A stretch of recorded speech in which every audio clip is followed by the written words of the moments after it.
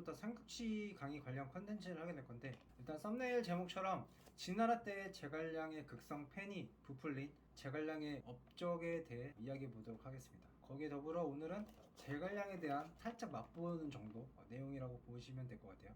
일단은 들어가기 앞서서 이번 컨텐츠와 앞으로 하게 될 삼국지 강의 컨텐츠는 조조에게 굉장히 친화적인 입장인 이중택 교수의 삼국지 강의 책과 강의를 마치 여러분과 제가 대학교 교양 과목을 같이 수강하는 그런 컨셉으로 진행하게 됩니다. 마치 강의 내용을 공유한다는 그런 거 있잖아요. 야, 나 수업 빠졌는데 필기한 거 좀 빌려줘, 막 이런 느낌으로 이렇게 가볍게 봐주시면 될 것 같아요. 그리고 조조에게 친화적인 그런 설명들이 계속 진행이 될 거라고 생각하게 합니다. 왜냐면은 이중택 교수 자체가 굉장히 조조를 좋게 보고 그걸 바탕으로 설명을 하기 때문에 누군가에겐 불편할 수도 있어요. 그 점 감안해 주시면 되겠습니다. 그리고 또 3린인 제가 또 감히 하기에는 또 많이 부족하기 때문에 그냥 너그럽게 봐주시면 되지 않을까 양해 말씀드리고요. 이것만 따라가기도 굉장히 벅차기 때문에 끝까지 못 따라갈 수도 있어요. 중 이런 점들이 있다는 거 가볍게 알아주시면 되고 바로 진행하도록 하겠습니다. 일단은 등장인물은 제갈량과 곽충입니다. 제갈량은 뭐 말할 필요 없이 레전드죠. 그리고 곽충이라는 사람이 있었어요. 이 사람은 아마 처음 들어보실 텐데 삼국시대 인물도 아닙니다. 일단 진나라가 삼국통일을 했는데 이미 진나라 시대에 제갈량의 인기가 어마어마했다고 합니다. 이미 수많은 사람들이 따르고 떠받드는 존재였고 책에는 이렇게 나와 있어요. 구름처럼 사람을 몰고 다녔다. 근데 죽은 제갈량이 뭐 그랬을 리는 없기 때문에 수많은 사람들이 모이면은 그냥 제갈량에 대한 얘기를 하지 않았나 뭐 이런 정도로 받아들이면 될 것 같아요.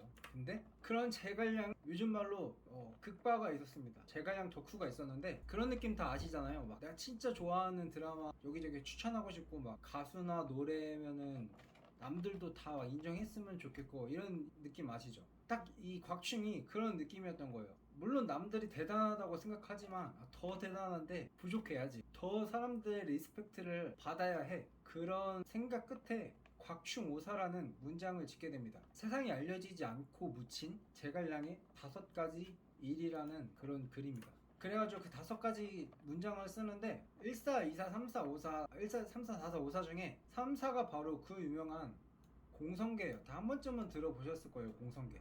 간단하게 말을 하자면 제갈량과 사마이가 대치를 하게 됐는데 마침 제갈량의 주력 부대도 제갈량 곁에 없는 상황이라 되게 불리해가지고 제갈량이 이제 꾀를 내죠. 성문 다 열어라 하고 자기는 막루?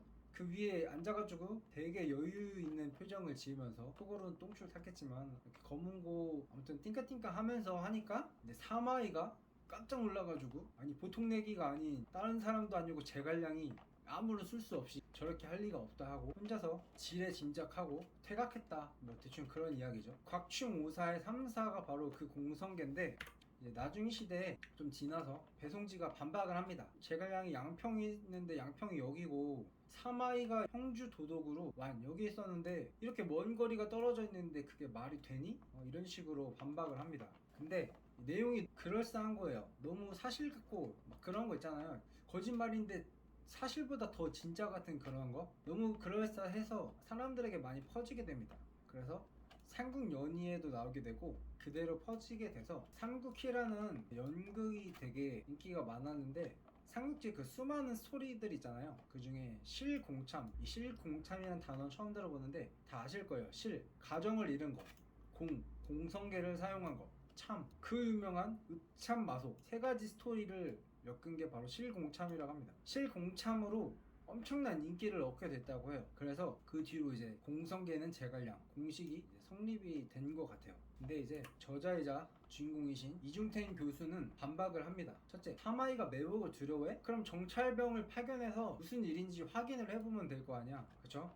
주식을 살 때도 정찰병 한 주는 파견하는 게 국룰인데 그걸 확인을 안 한다고? 둘째, 공명의 표정이 보일 정도로 가까웠다면 궁수를 보내서 써서 맞추면 되잖아. 궁수가 하나도 없어? 이렇게 반박을 했고, 세 번째, 15만 어마어마한 군대죠. 그 어마어마한 그 군대가 포위를 했는데 공격을 안 해? 아무런 조치도 없이 그냥 돌아가? 이걸 참는다고? 이렇게 반박을 합니다. 제갈량의 공성계는 신빙성이 많이 떨어진다는 걸 알 수 있죠. 제갈량의 또 다른 그런 업적들에 대해서도 이제 간단하게 다루고 넘어갑니다.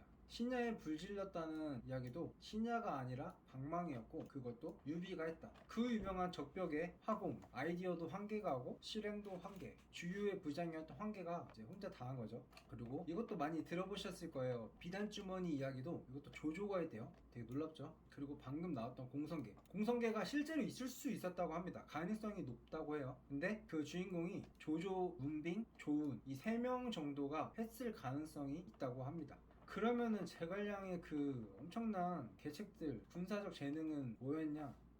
이중택 교수는 제갈량의 그런 군사적인 성과에 대해서는 논란이 있으며 그의 군사적 재능 또한 후세 전설처럼 그렇게 심오한 것 같진 않다라고 평을 합니다. 그리고 그 신묘한 기막힌 어떤 그런 계책들은 사실 곽가가 했다고 합니다.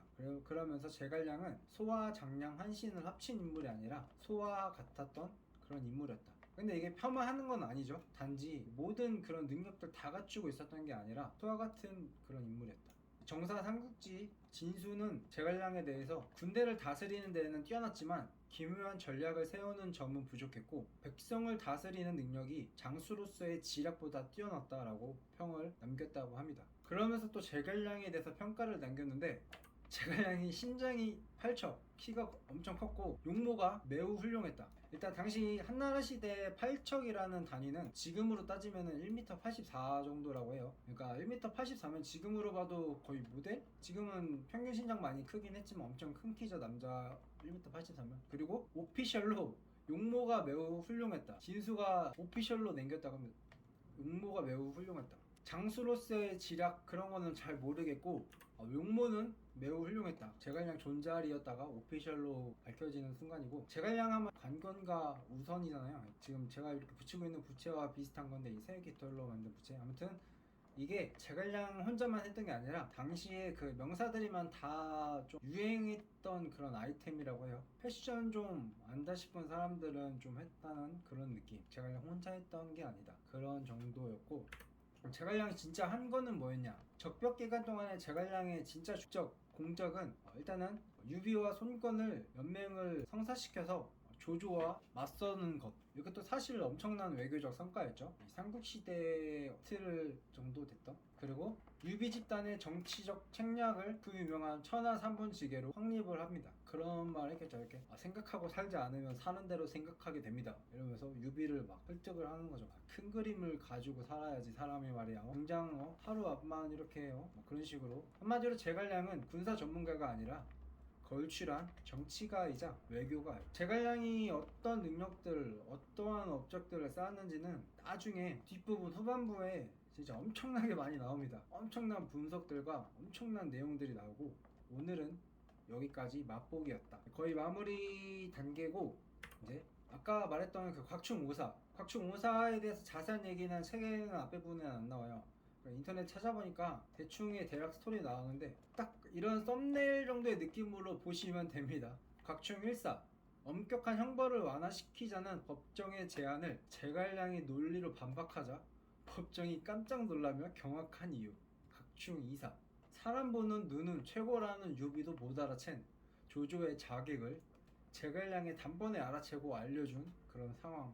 세 번째가 공성계고 네 번째가 이제 천수 함락 당시에 알려졌던 단지 땅을 넓히는 게 아니라 위나라를 병탄하겠다는 그런 뜻을 가진 움직임이었다. 그런 어떤 제갈량의 폭탄 발언이 전해지자 발칵 뒤집힌 상황. 그리고 다섯 번째 이야기가 이제 위나라가 기산을 쳐들었을 때 진짜 긴급하고 절박한 상황인데 제갈량이 예정대로 병사들을 보내가지고 집으로 그런 제갈량의 진심이 전해지자 이에 감격한 병사들이 미친듯이 싸우고서 승리한 믿을 수 없는 놀라운 상황. 이렇게 곽충이 이 네 가지 이야기와 더불어 공성기까지 더해가지고 곽충 오사를 이런 문장을 남겼다고 합니다. 책에는 나오진 않았지만 곽충 오사를 지은 게 어떤 사람들이 이제 막 제갈량을 깠대요. 백성들 고생만 시키고 말이야. 약하면서 계획만 거창하고 역량은 없고 말이야. 뭐 이런 식으로 이제 제갈량을 막 까기 시작한 거죠. 이제 그러니까 이제 제갈량 팬이었던 곽충이 이제 빡이 쳐가지고 어떻게 반박할까 이제 고민하면서 쓴 게 곽충 오사라는 그런 말이 있다고 합니다. 오늘 콘텐츠만 보면 이제 제갈량을 좀 까는 것 같다고 오해를 혹시라도 할 수도 있는데 절대 아니고요. 이중택 교수는 앞에도 말했다시피 삼국지에서 가장 좋아하는 인물 두 명이 바로 조조와 제갈량이라고 저는 생각합니다. 그 중에도 제갈량을 더 좋아하는 것 같아요. 네. 공성계에 대한 이야기나 뭐 조조의 비단 주머니 이런 이야기들은 나중에 또 자세하게 나옵니다. 지금 만든 게 나온 거는 뭐 되게 짧고 별거 없지만 들어가는 노력이 엄청나게 들어가는 것 같아요. 그래서 이걸 어떻게 좀 효율적으로 할 수 있어야 이렇게 끌고 나갈 수 있을 것 같은데 아직은 잘 모르겠습니다. 이거 막상 해보니까 시간도 엄청 많이 들어가고 손도 많이 가고 막 그러네요. 아무튼 오늘 내용은 여기까지였고요. 다음에 또 볼 수 있으면 보면 좋겠네요. 오늘 여기까지입니다. 안녕.